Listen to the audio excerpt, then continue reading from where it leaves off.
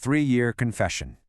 Luckily, because Mr. Sakine was so meticulous about keeping independent screenshots, he was able to track the company's constantly shifting narrative over the next 3 years as the Consumer Protection Board finally got involved.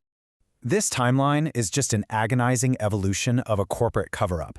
It starts with vague, private excuses to dodge liability, moves to a forced admission under government pressure, and ultimately ends in a shocking act of retaliation. Let's break down these documents. Going back to his saved files from December 2021, we see the store initially trying to privately brush off the missing NFC feature as mere, quote, misinformation. They offered a refund if he returned it, but crucially, they kept that false advertising completely live on their website for every other customer to see. By mid-2023, with official subcommittee meetings from the Consumer Protection Board turning up the heat, the store's excuse conveniently evolves.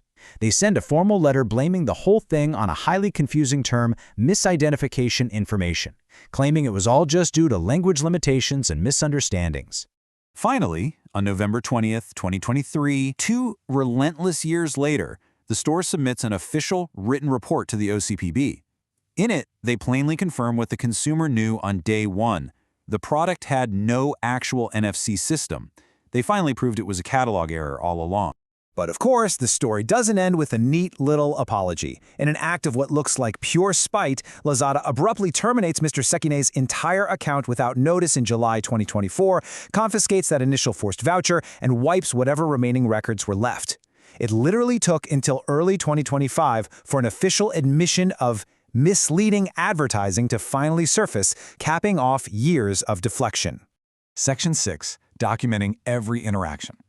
The only reason we know the absolute truth about this systematic concealment, the reason this didn't just disappear into the digital ether, is because of how brilliantly this consumer strategized. This explainer is essentially a masterclass in why you absolutely must create your own digital paper trail when dealing with corporate giants. The lessons are crystal clear. Take immediate screenshots of product pages and order details. Get everything in writing.